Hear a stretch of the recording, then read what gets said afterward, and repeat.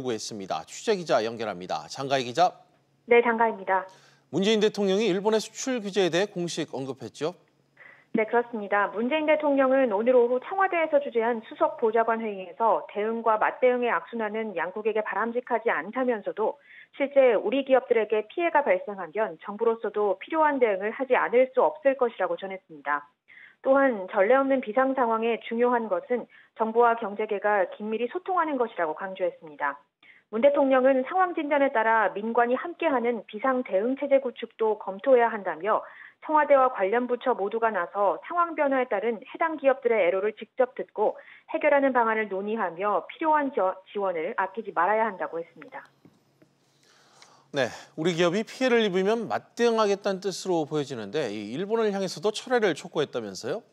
네, 그렇습니다. 문 대통령은 최근 일본의 무역 제한 조치에 따라 우리 기업의 생산 차질이 우려되고 전 세계 공급망이 위협받는 상황에 처했다면서 무역은 공동 번영의 도구여야 한다는 국제사회의 믿음과 일본이 늘 주창해온 자유무역 원칙으로 되돌아가기를 바란다며 조치 철회를 요구했습니다.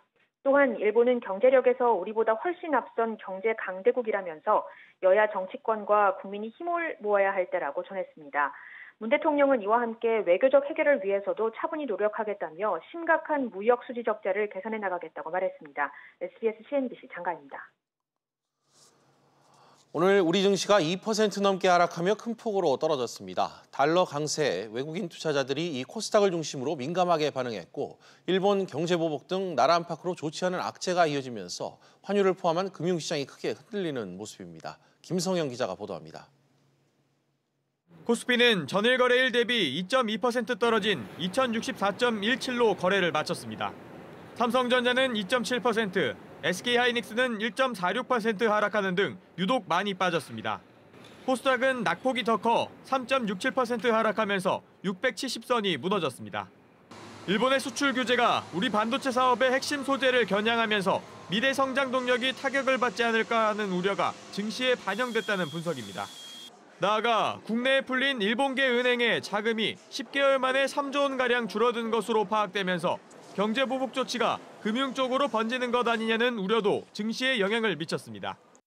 한일 무역 분쟁에 대한 걱정이 다분히 반영이 된 걸로 좀 볼 필요가 좀 있을 것 같고요. IT뿐만 아니라 금융이나 이런 쪽에서도 영향이 좀 있을 것 같다라는 걱정들이 좀 생기면서 나타나는 반응인 것 같습니다. 미국의 고용 상황이 호조세를 보인 것도 우리 증시에 악재로 작용했습니다. 미국 경기가 순항한다는 의미로 해석되면서 코스닥을 중심으로 외국인들을 자극했다는 분석입니다. 금리나 기대감이 다소 완화되면서 이제 달러가 추가적인 좀 강세를 이어갔고요. 시장에서는 외국인들이 오늘 좀 매도가 나왔고요. 이런 분위기 속에 서울 외환시장에서 원화 가치는 11원 60전 넘게 하락하면서 1,182원에 거래를 마쳤습니다. SBS CNBC 김상현입니다. 우정노조가 내일로 예고했던 집배원 총파업을 철회키로 했습니다. 취재기자 연결합니다. 정광윤 기자. 네, 정광윤입니다. 최악의 우편대란은 일단 피한 건가요? 네, 우정노조 측은 오늘 오후 4시 반에 광화문 우체국에서 기자회견을 열고 총파업에 돌입하는 대신 정부의 협상안을 수용하기로 했다고 발표했습니다. 지난주 금요일 우정본부와 4차 쟁의 조정이 결렬된 이후 오늘 오전까지 물밑 협상을 거친 끝에 합의에 도달한 건데요. 당초 오늘 오전에 결과를 발표하기로 했었지만 노조 안팎의 반발을 감안해 논의를 거치는 과정에서 결정이 미뤄졌습니다. 최종적으로 타결된 안은 위탁택배원 750명과 없어지는 직종의 정원 288명 등 총 988명을 증원하고 사회적 합의기구를 마련해 연말까지 근무 시간을 점진적으로 감축하겠다는 건데요. 막판까지 정부와 의견차를 좁히지 못했던 만큼 내년에 2년 증원 반승과 관련된 문구는 결국 합의안에서 빠졌습니다. 정 기자, 그렇지만 여전히 노조 안팎에선 반발도 만만치 않다면서요? 네, 우정노조 소속 일부 지역본부위원장들과 일선 우체국 지부장들 사이에서는 합의안에 대한 반발의 목소리가 있었는데요. 당초 우정노조 측이 요구했던 집배원 2,000명 증원과 주말 근무 폐지로부터 지나치게 후퇴한 게 아니냐는 문제 제기들이 있는 것으로 전해졌습니다. 우정사업본부는 지난해 노조와 협상한 끝에 올해 위탁택배원 1,000명을 늘린 바 있는데요. 이미 올해 들어 집배원 9명이 과로사한 상황입니다. 때문에 민주노총 산하 집배노조 측은 이번 합의가 졸속 합의라며 향후 이의 제기를 계속해 나갈 방침이라고 밝혔습니다. 지금까지 광화문 우체국에서 SBS CNBC 정광윤입니다. 정부가 공공택지뿐만 아니라 민간택지에 짓는 아파트에도 분양가 상한제 적용을 적극 검토 중인 것이 확인됐습니다. 김현미 국토교통부 장관이 이를 공식화했는데요. 취재기자 연결합니다. 강산 기자. 네, 강산입니다. 김현미 장관이 뭐라고 언급했습니까? 네, 김현미 장관은 오늘 국회 국토교통위원회 전체회의에 출석해 민간 택지 아파트에도 분양가 상한제 도입을 검토할 때가 됐다고 밝혔습니다.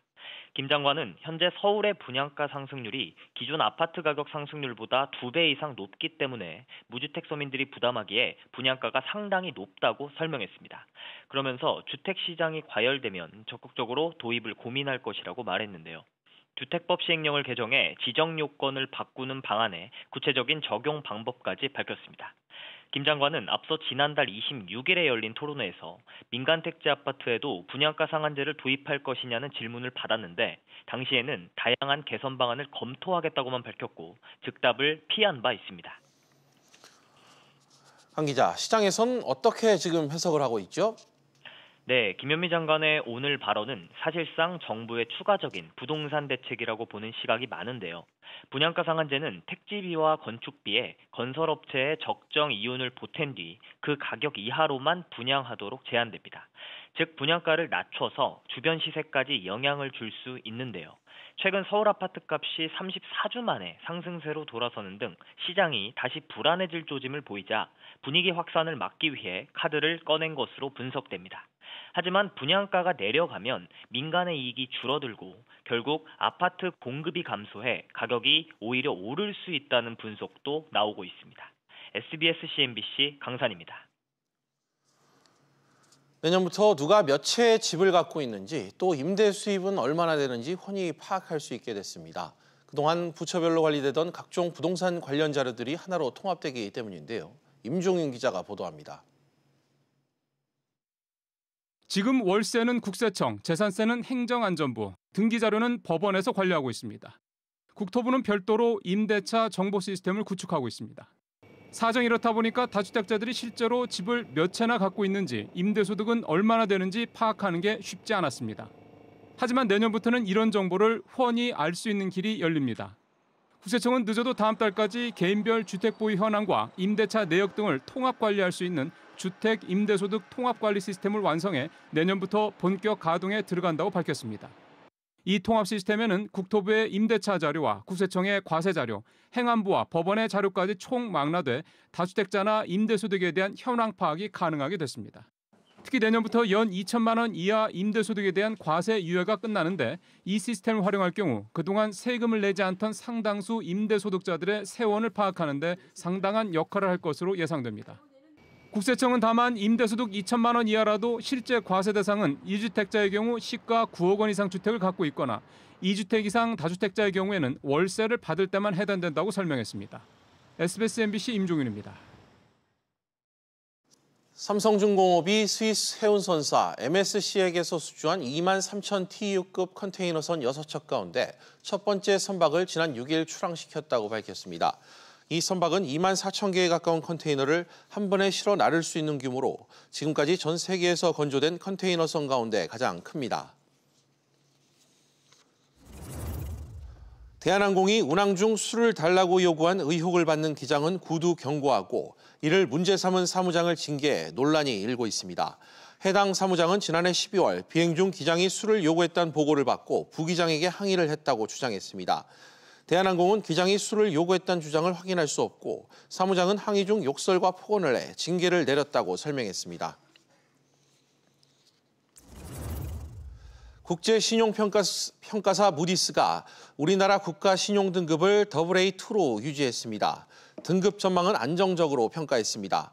무디스는 계속되는 지정학적 긴장에 따른 리스크 노출에도 한국의 경제적, 재정적 기초 체력이 매우 강하다고 전했습니다.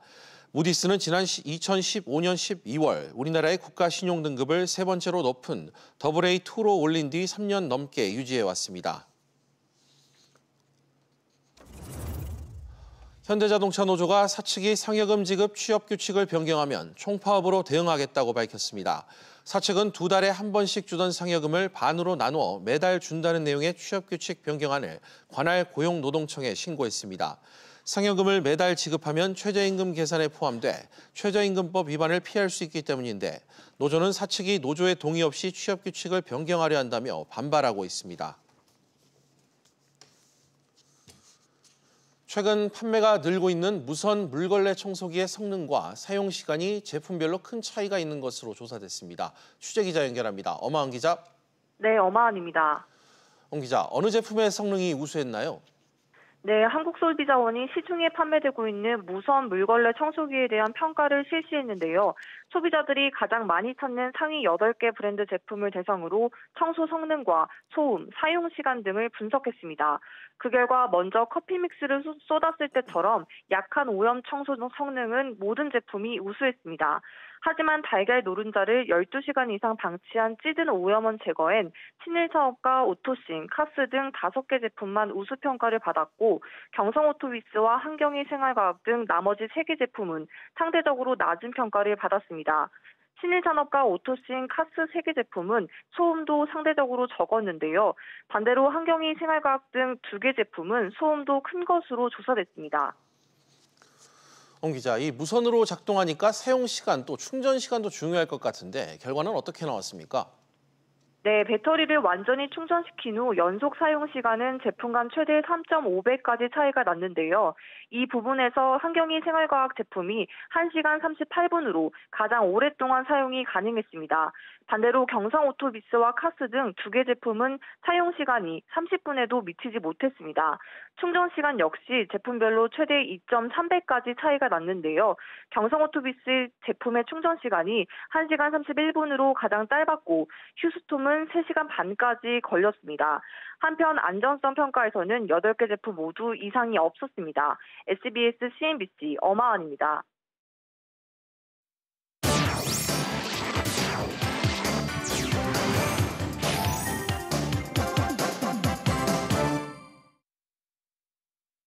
주요 이슈를 체크해보는 시간, 이슈 체크 오늘입니다. 그럼 먼저 첫 번째 이슈 먼저 확인해 보겠습니다. 화면 보시죠.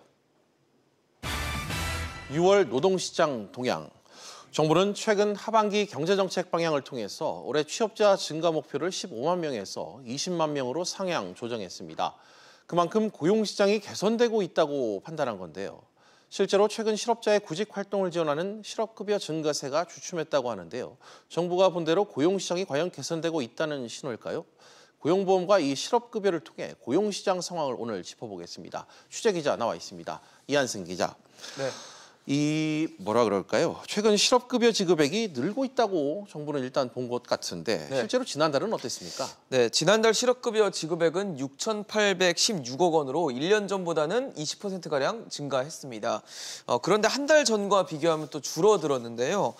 최근 몇 달간 이 실업급여액을 보면 역대 최고치를 경신하면서 이 5월 달에는 7,600억 원에 육박할 정도였습니다. 하지만 지난달에는 5월보다 10%가량 줄어든 겁니다. 실업급여가 늘어난다는 거는 그만큼 실업자가 많아지고 있다는 것이어서 이 고용시장이 나빠지고 있다는 하나의 증거였는데 그나마 한숨을 돌렸다라고 볼 수 있습니다. 이 기자, 그렇다면 이 실업급여액이 왜 줄어든 겁니까? 일단 실업급여를 받는 사람들이 또 있지 않겠습니까? 근데 지난달에 있는 실업급여 수급자가 48만 6천 명입니다. 이는 1년 전보다는 5만 1천 명 증가한 것이지만 한 달 전인 5월보다는 1만 7천 명 줄어든 겁니다. 이에 대해서 정부는 최근 실업급여가 많이 늘어났던 이 제조업과 건설업 등에서 신청자가 감소했다는 점을 이유로 들었습니다. 네, 고용보험 상황은 좀 어떤가요? 네, 일단 지난달 피보험자는 1,368만 7천 명으로 한 해 전보다, 그러니까 1년 전보다 53만 명 증가했습니다. 지난달 증가한 이 53만 명은 6월 달을만을 기준으로 봤을 때 60만 8천 명을 기록했던 2000년 이후의 최대의 기록이어서 그만큼 고용 안전망의 사각지대가 줄어들었다라고 볼 수 있습니다. 고용부는 그동안 고용보험 가입이 상대적으로 잘 되지 않았던 서비스업과 또 여성, 또 50세 이상의 나이에서 중심으로 가입자가 가입자가 늘어난 영향이다라고 분석을 했습니다. 네, 그럼 이 고용보험 가입자는 왜 늘어난 겁니까? 일단 정부가 최근 그 고용보험 가입 대상을 확대를 하고 있고요. 예. 지난해 7월에 이 주 15시간 미만으로 일하는 초단시간 노동자도 석 달 이상 일하면 고용보험에 자동적으로 가입되도록 가입 요건을 완화를 했고요. 예. 또 지난해 1월부터 시행했던 이 일자리 안정자금 지원을 받으려면 이 고용보험에 의무적으로 가입을 해야 하기 때문에 일자리 안정자금 가입도 이유로 꼽히고 있습니다. 고용 안정망이 강화되고 실업급여 증가세가 주춤했다는 것은 반가운 일이지만 그렇다고 고용 사정이 개선됐다라고 보기에는 다소 이르기 때문에 취약계층의 어떤 취업 지원과 또 양질의 일자리 제공이 수반돼야 할 것으로 보입니다.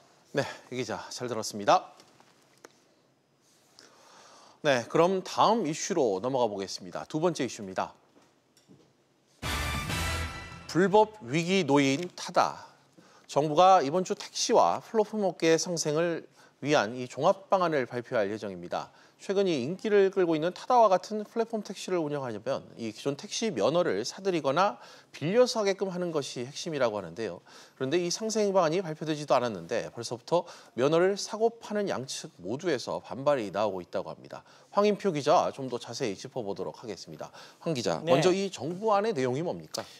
이제 플랫폼 업체들이 서비스를 시작하려면 기존의 택시 회사라든가 택시 기사한테서 돈을 주고 면허를 사거나 빌려서 이 사업을 시작하라는 내용이 담길 것으로 보입니다. 일종의 부담금을 좀 이렇게 감수해라 이런 내용이 담길 것으로 보이는데요. 택시 업계와 플랫폼 업계 간의 경쟁을 피하기 위해서 이 택시가 줄어드는 것만큼 허용해주기로 이제 방침을 정한 건데 이에 따른 플랫폼 업체들의 부담을 한번 따져봤습니다.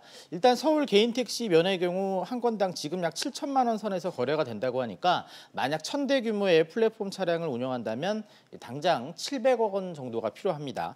면허를 빌리는 것은 또 매달 40만 원 정도씩 낸다고 가정을 하게 될 경우 1,000대를 운영하기 위해선 다달이 4억 원, 1년이면 약 48억 원 정도가 필요한 상황입니다. 황 기자 지금 얘기 들어보면 이 만만치 않은 돈이 들어갈 것 같은데 업계는 이에 대해서 뭐라고 답하고 있나요? 먼저 이제 플랫폼 업계의 경우 진입 장벽이 높아지니까요. 그만큼 서비스를 시작할 수 없다며 반발하고 있는데요. 네. 이제 플랫폼 서비스를 준비 중인 업체들의 경우 소수를 제외하고 대다수가 좀 영세한 그런 작은 업체들이기 때문에 이 같은 비용 부담을 감당할 수 없고 또 현재도 이게 엄밀히 말해서 불법이 아닌데도 불구하고 추가적으로 돈을 더 내면서 서비스를 한다는 게 좀 상당히 부담이 된다 이런 입장입니다. 예.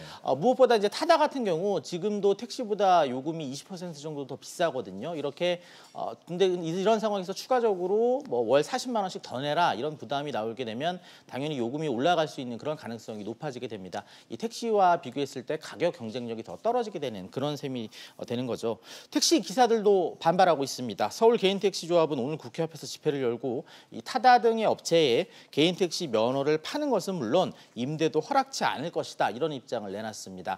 면허를 팔든 빌려주든 아예 서비스 자체를 막겠다는 겁니다. 뭐 플랫폼 사업 자체를 뭐 택시업계는 무조건 지금 반발하겠다 이런 입장인 것 같은데 정부는 어찌됐건 지금 말씀하신 대로 결론을 낸다 이런 입장인 것 같은데 결론이 그럼 좀 수정되거나 어떻게 나올지 가능성이 좀 잡히고 있나요? 일단 오늘 국회에 나온 김영미 국토부 장관이 상생안에 대해서 이 타다 등의 서비스를 제도권 안으로 흡수해서 여러 갈등을 줄여나가는 게 이 바람직한 방향이다라고 생각한다고 말을 했는데요. 이런 바람과는 반대로 카풀과 택시업계 모두 지금 앞서 말씀드린 대로 정부안에 반발하고 있어서 쉽사리 상생안이 합의되긴 어려울 것으로 보입니다. 지난 3월에 이 국회와 정부 또 택시와 카풀업계가 상생안을 내놓기로 합의를 했는데 이대로라면 결국 별다른 성과 없이 갈등만 계속될 것으로 예상됩니다. 네, 결과 좀 어떻게 나올지 지켜봐야 될 것 같습니다. 잘 들었습니다. 네, 비즈플러스 계속해서 오후 토론으로 이어가겠습니다. 오후 토론은 시청자 여러분들도 유료 문자 100원으로 의견 보내주시면 실시간 토론에 참여하실 수 있습니다. 샵 3698번으로 많은 참여 부탁드리겠습니다. 일본의 수출 제한 조치는 WTO 협정에 배치되는 것으로서 우리 기업은 물론 일본 기업에 대해 나아가 글로벌 경제 전체에 대해 부정적 영향을 초래할 우려가 있습니다. 일본 수출 규제 조치는 철회되어야 하며 이에 대해서는 우리 업계 및 국제사회와의 긴밀한 소통, 공조 등을 통하여 다각적이고 적극적인 대응을 지속해 나갈 것이며 우리 기업의 피해 취소화 및 대응 지원에도 역점을 두어 나가겠습니다. 일본의 한국 수출 규제 조치에 대한 우려가 점차 확산되고 있습니다. 이 조치가 현실화하면 반도체와 디스플레이 등 기업들의 타격이 불가피한데요. 일본은 이 한국의 대응에 따라 규제 대상 품목을 확대할 수도 있다, 또 추가 규제 가능성도 열어둔 상태입니다. 이런 가운데 오늘 문재인 대통령이 수석 보좌관 회의에서 한국 기업들의 피해가 실제로 발생할 경우 필요한 대응을 하겠다는 이 경고성 메시지를 남겼습니다.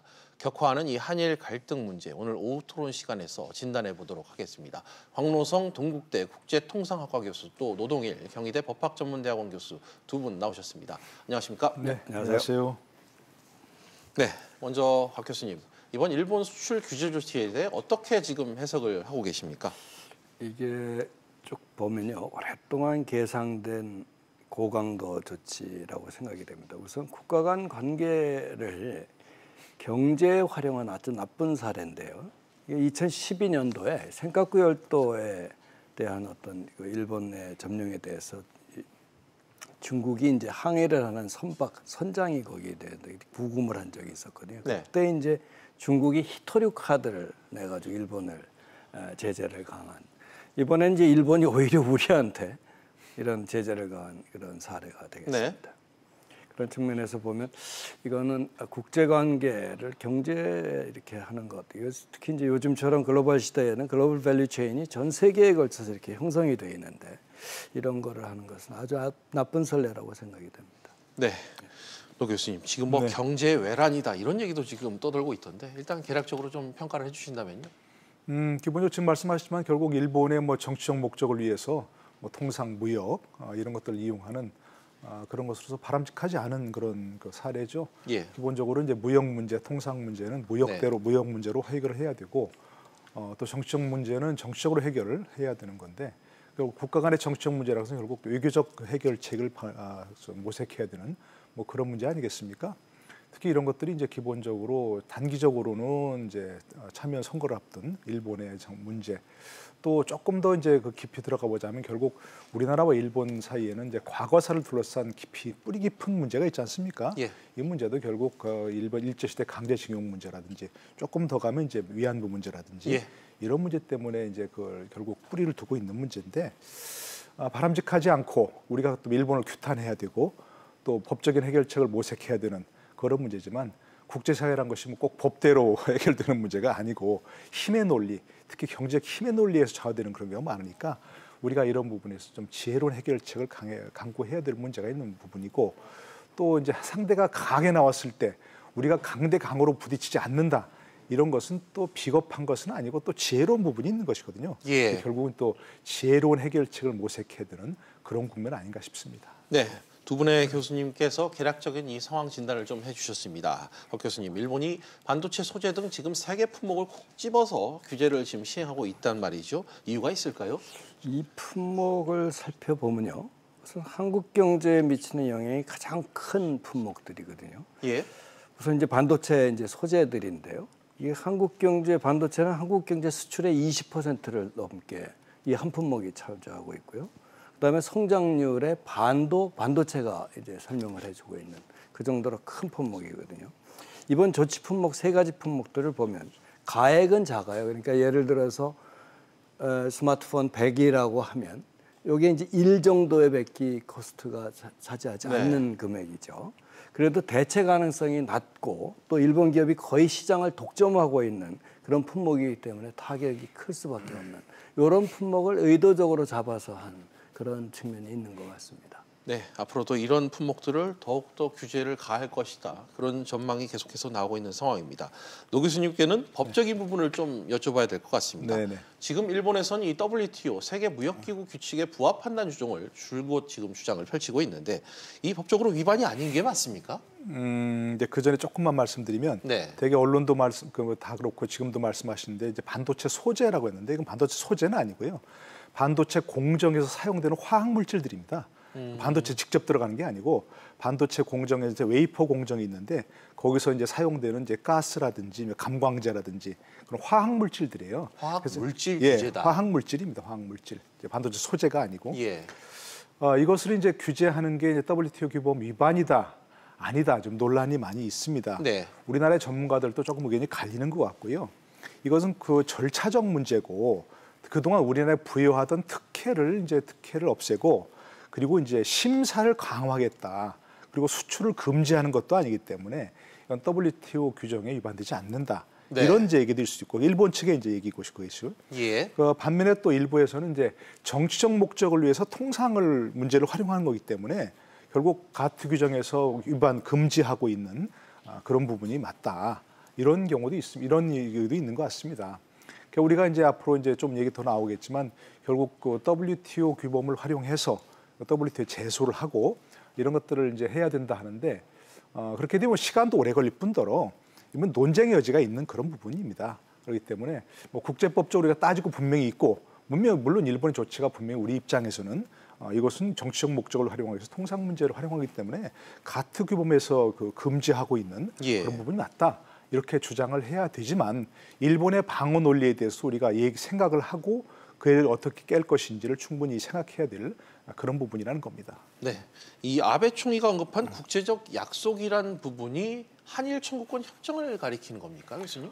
일단 뭐 직접적으로는 그런 부분을 가리킨다고 할 수 있죠. 작년에 있었던 우리 대법원 판결이 있었지 않습니까? 네.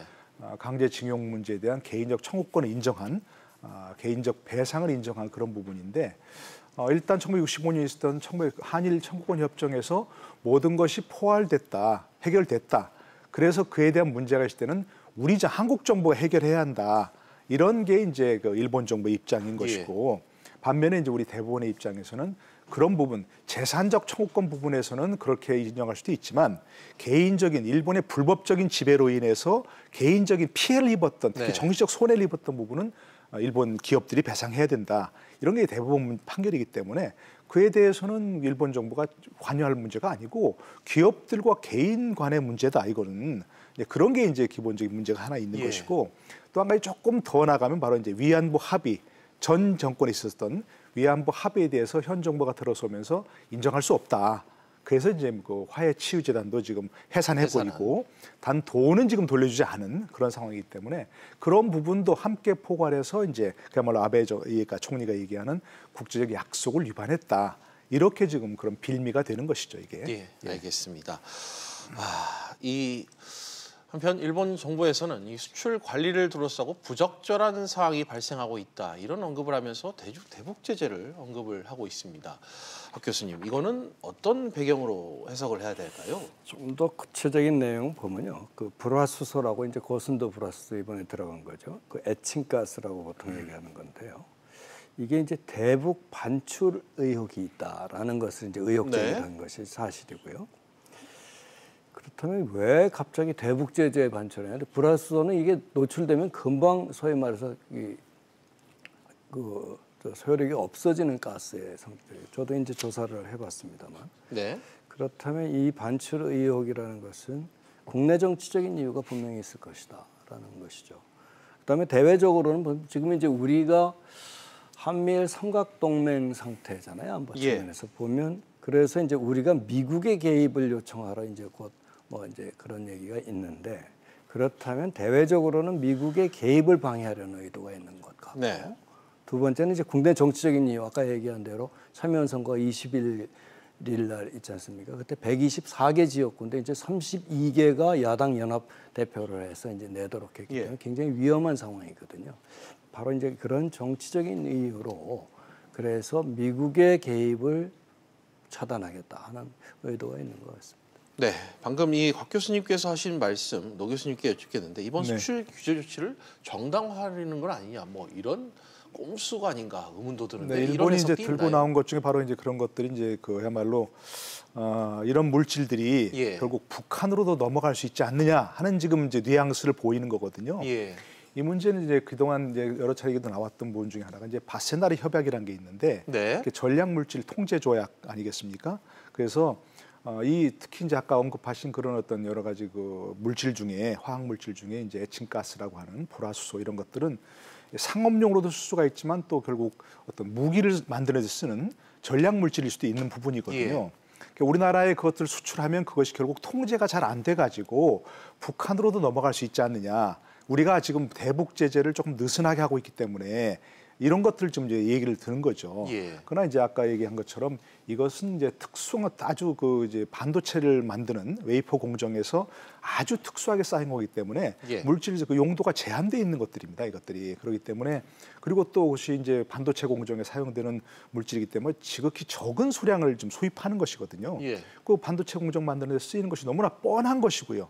그것이 만약 다른 용도로 전용될 수 있다면 그것이 그 기존에 수입하던 양보다 훨씬 더 많이 수입을 해서 네. 반도체 공정에 사용되는 것은 이만큼인데 나머지는 어디로 갔냐 이렇게 할 수 있는데 지금 그런 상황이 전혀 아닌 거예요. 예. 그러니까 지금 말씀하신 대로 대북 제재를 우리가 위반하고 있다든가 우리 정부가 예. 이런 얘기를 들면서 일본 아베 정부가 네. 자기들의 어떤 규제를 정당화하려고 하는 그런 것으로서 일부의 가치가 없는 얘기죠. 사실. 알겠습니다.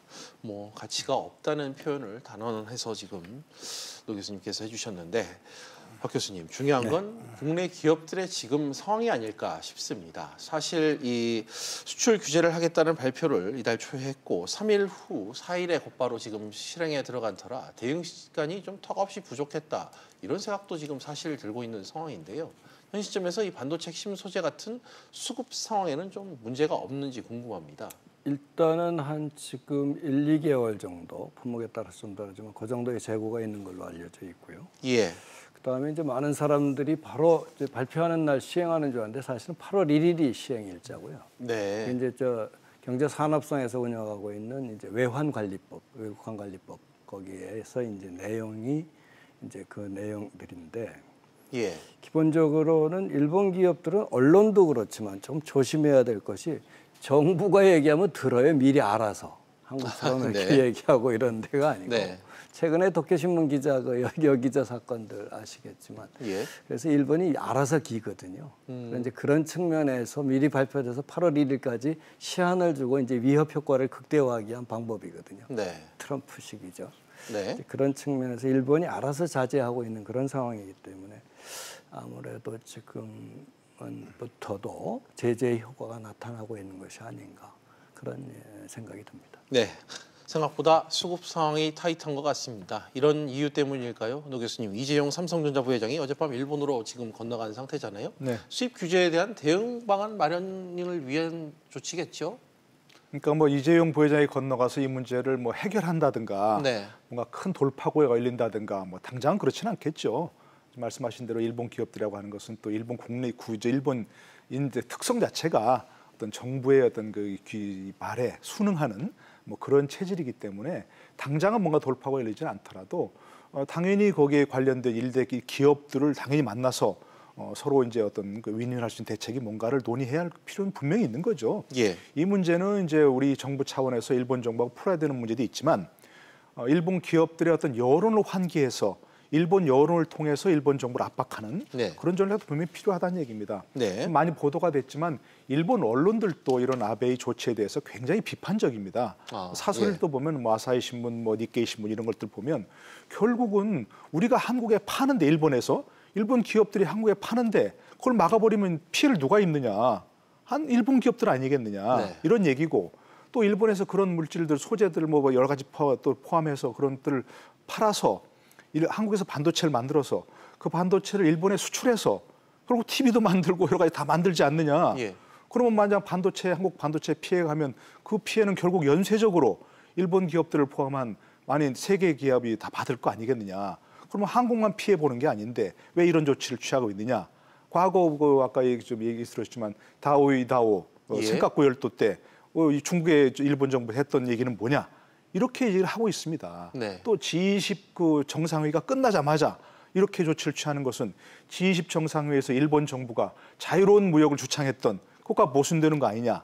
이런 일본 여론이 많이 있거든요. 네. 그래서 일본 이재용 부회장이 일본 기업들을 개개주 만나서 일본 기업들 보고 일본 정부의 조치에 대해서 반대하라 이렇게 할 수는 없지만 네. 결국은 당신들도 피해를 보는 거 아니냐 이런 쪽으로 개별적으로 설득을 해서 오랫동안 일본과 삼성이 또 어떤 그 일본 기업들과 인연을 맺었던 거 아니겠습니까? 네. 일본 기업들은 또 상당히 개인적으로는 의리를 중시하는 적이 있기 때문에 그런 부정적인 여론을 좀 확산시켜서 일본 아베 정부의 어떤 압력을 작용할 수 있는 그런 부분도 있다고 봐야겠죠. 장기적으로 봐서는.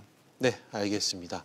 지금 일본 정부는 또 수출 규제와 관련해 추가 규제에 나설 가능성도 내비치고 있습니다.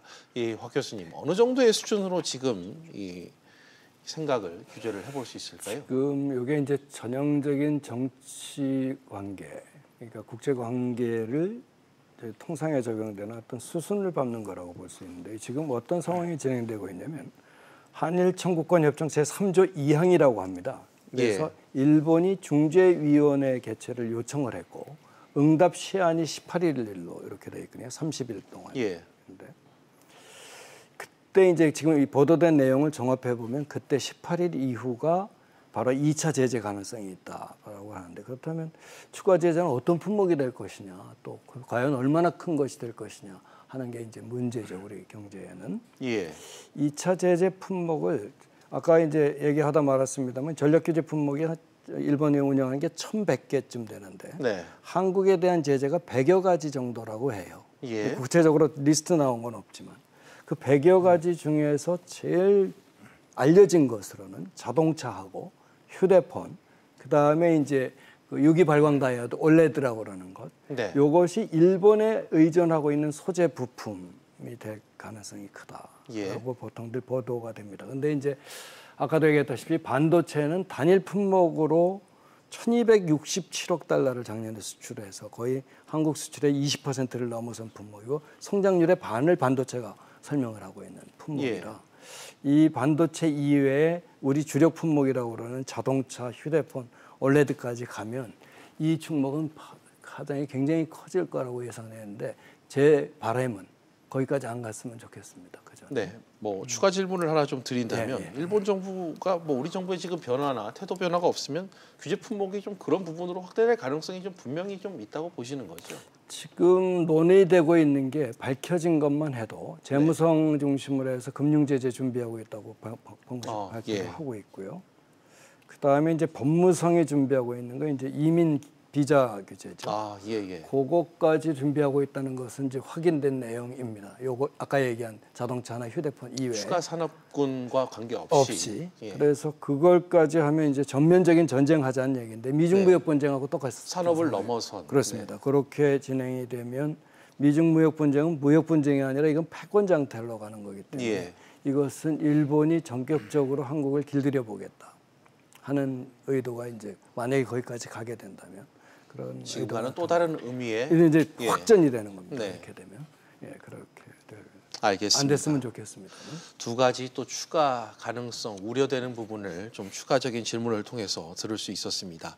노 교수님, 어찌됐건 이 한국으로서는 대응을 해야 되는 어찌됐건 이런 상황인데 가장 확실한 건 뭐 WTO 제소다 이런 얘기가 있는데 실효성이 떨어진다 이런 지적이 좀 많이 나오고 있어요. 어떤가요? 뭐 제소도 충분히 해볼 수 있고요. 아까 얘기한 국제법 위반이다 아니다 여러 가지 논의가 나오고 있으니까 뭐 법이란 건 뭐 국제법을 포함해서 뭐 원고 피고에 있어서 싸움이 일어난다고 하는 것은 얼마든지 해석의 가능성이 있다는 거 아니겠습니까? 당연히 우리로서는 해봐야 되는 거죠. 이것도 해봐야 되는 것이고 해볼 수도 있고 뭐 승소 가능성 이건 나중에 따져야 되는 문제고 그것도 하나 해볼 수 있는 문제인데 결국 이제 이렇게 되면 강대강으로 가자는 것 중에 하나 이제 되는 것인데 이게 또 이제 뭐 해볼 필요도 있지만 실효성은 상당히 떨어집니다. 우선 기본적으로 시간이 너무 오래 걸립니다. 이건 굉장히 다 발등에 떨어진 불인데. 이게 뭐 제소해서 뭐 부지하 세월 2년 3년 걸린다면 무슨 뭐 해결책이 되겠습니까 이게. 그리고 지난번 아까 얘기했던 그 중국의 히토류 그 수출 금지에 대해서 WTO에 이제 일본이 제소를 했지만 3년 걸려서 해결책이 나왔거든요. 승소가 나왔지만 이미 다 뭐 끝난 다음에 그 승소가 나와봐야 무슨 의미가 있겠습니까?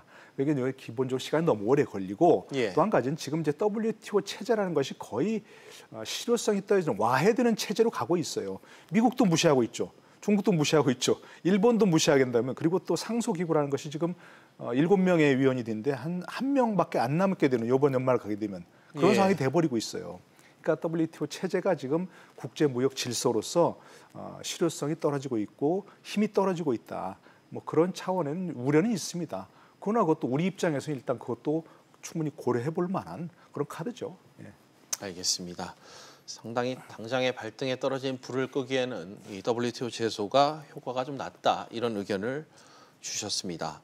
박 교수님, 그런데 사실상 수입선을 좀 다변화해야 된다 이런 지적들을 전문가들께서 많이는 하고 계신데 역시 좀 어려운 실정이죠. 우리의 그 산업적 역량에 비춰봤을 때. 지금 현재 조치를 취한 세계 품목은 어려운 상태고요. 특히 이제 포토레지스트라고 하는 것은 네. 좀 이제 공정 자체가 나노급 정밀성을 요구하기 때문에 이쪽 분야에는 일본 기업이 압도적으로 앞서 있다고. 단시간에 추측할 수 없는 기술이다. 예, 그렇게 하고 수입선 다변화 정책이라는 게 원래 80년대부터 일본을 겨냥해서 운영해온 우리 정책이거든요. 예. 그동안 일본 의존이 많이 벗어났죠, 사실. 그래서 2017년도 기준으로 볼 때 반도체 소재 국산화율이 벌써 50%가 넘어섰습니다, 우리가. 그다음에 장비도 18.2%. 이건 보도된 자료입니다만 이렇게 했지만 수입선 다변화라는 것은 이번 조치처럼 일본만이 할 수 있는 소재의 경우 또는 어떤 화학 약품의 경우 이런 관광제 같은 건 약품이죠. 이런 경우는 곤란한 경우가 상당히 많이 있죠. 이제는 국가를 국산화와 동시에 진행을 할 때가 온 것 같아요. 왜냐하면 그동안은 이제 국산화할 때 시장 자체가 작은데 그거를 기업을 만들어서 국산화하면 비용 코스트 베네핏 어널리시스가 말이 되느냐라고 했지만 이제는 시장도 커졌고 특히 반도체 관련해서는 또 반도체의 경우는 세계 시장 1위를 우리 삼성하고 현대 하이닉스가 하고 있거든요. 그래서 이제는 국산화를 추진할 만한 충분한 코스트 이펙트가 있다. 이렇게 봐서 국산화와 동시에 추진하는 게 중요하다고 봅니다. 그렇지만 언젠가는 해야 될 일, 지금부터라도 해야 된다. 이런 의견을 곽 교수님께서 주셨습니다. 노 교수님, 일본 내에서는 학자와 언론들을 중심으로 걱정의 목소리가 앞서 얘기하신 것처럼 커지고 있습니다. 이게 변수로 좀 작용할 가능성이 있을까요? 당연하죠. 이제 그 아베 총리가 얘기한 것도 결국 선거, 또 이번 선거에서 이제 장기적으로 봐서는 이제 개헌선을 확보해서 결국 아베 총리의 수건이 이게 아니겠습니까? 그죠? 네. 결국 이제 개헌까지 해서 보통 국가, 전쟁이 가능한 국가로 가겠다. 이게 이제 그동안 장기적인 전략이었고, 그 장기 집권을 하고 있는 것도 사실은 이제 그런 목적과 또 이제 그런 것들이 국민들에게 먹혀 들어간 그런 부분이 있으니까 그런 부분에 있어서 비판적인 여론이 아까는 것처럼 기업을 중심으로 해서 한국만 손해 보는 게 아니라 일본 우리 기업들도 손해 보고 있다, 손해 볼 수 있다 이렇게 이제 하는 것도 있고. 또 한 가지 그걸 역이용하는 것도 한 가지 있을 수 있겠습니다. 일본의 어떤 그 아베 총리의 수건 중에 하나가 물론 이제 그 참여 선거에 승리하고 단기적으로 장기적으로 개헌이라는 것도 있지만 계속 아베 총리가 얘기했던 것 중에 하나가 이 북한 납치자, 북한에 의한 일본인 납치 문제거든요. 근데 북한이 저렇게 이제 일본을 완전히 그냥 외면하고 있으니까 전혀 해결이 안 되고 있습니다.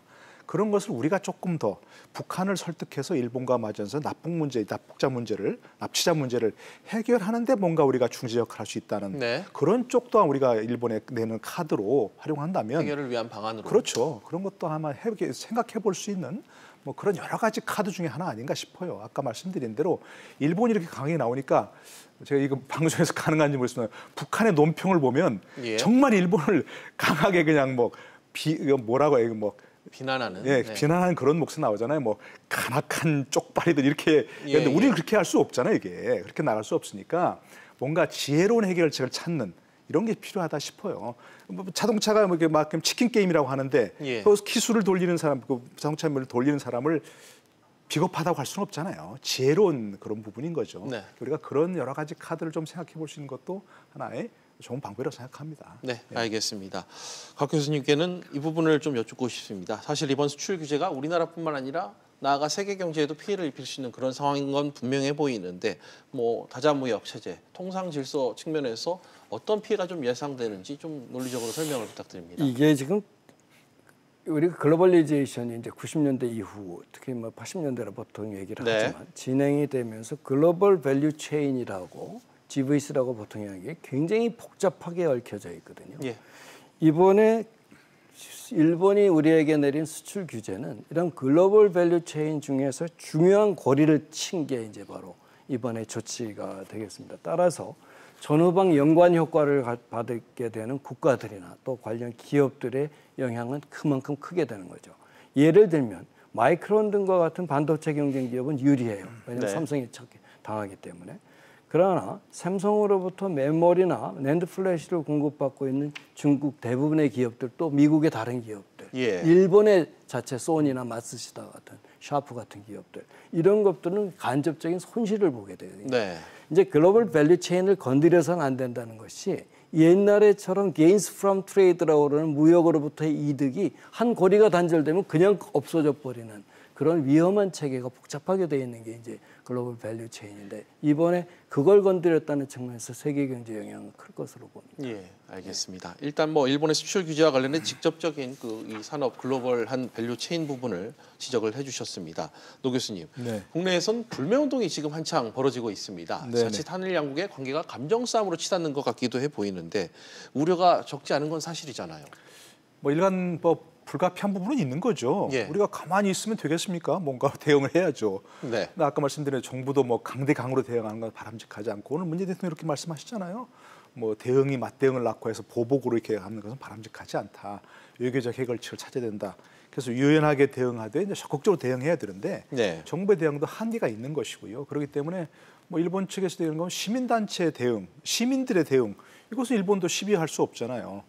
그야말로 이제 그야말로 불매 운동이라든지 또 일본 여행 우리가 훨씬 더 많이 가잖아요. 일본에 일본인들이 여행 오는 것보다. 예. 그렇기 때문에 그걸 당장 우리가 여행 가지 말자 이렇게 해버리면 일본 관광객 타격을 받으니까 당장 그게 일본의 어떤 비판 여론이 나올 수 있는 것이고 과거처럼 그러나 좀 주의할 것은 과거처럼 어떤 관제 데모가 되지는 않도록 예. 제말로 시민 차원에서 해야지 이게 뭐 정부가 은근 나서서 이렇게 부추긴다든가 이런 것은 좀 자제한다면 그런 시민들의 반응, 시민들의 자발적인 대응, 시민단체를 중심으로 한 대응 이런 것들은 뭐 문제 없다고 생각합니다. 알겠습니다.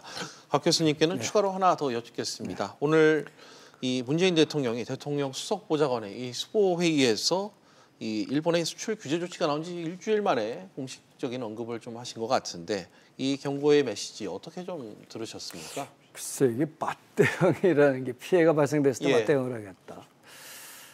저는 그 방법이 물론 위협 효과라고 있어요. threat에서 네. 이라는 게임 이론에서도 나오는 위협 효과는 물론 있겠죠. 그러나 이제 정부가 이 문제는 국가 간의 관계에서 나온 거잖아요. 외교적으로 풀어야 되는 게 사실이라고 말이에요. 예. 근데 이제 외교적으로 문제를 해결하는 의지가 없어요. 맞대응을 하겠다고 하지. 따라서 이런 맞대응은 확전의 가능성만 오히려 큰 것이 아니냐. 이럴 때 이제 우리가 협상에서 얘기하는 삼자의 개입, 예. 삼각 안보 동맹으로서 미국 활용하는 것.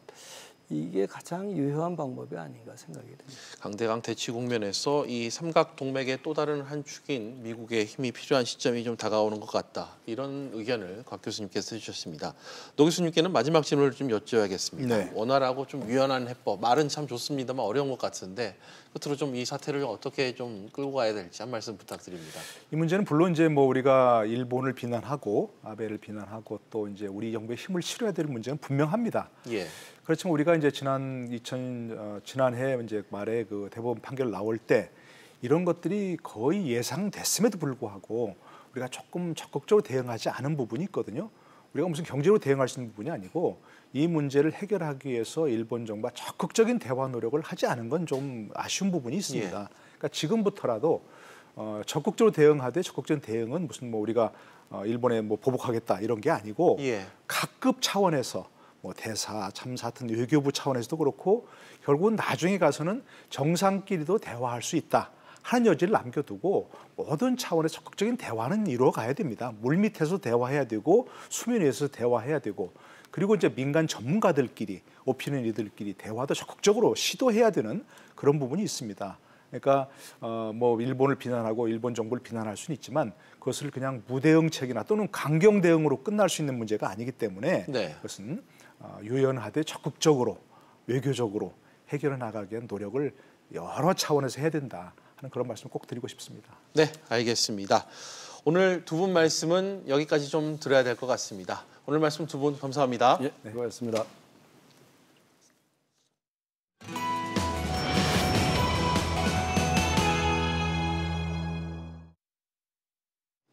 퓨지플러스 오늘은 여기까지입니다. 다음 뉴스는 7시 뉴스 프리즘으로 이어집니다.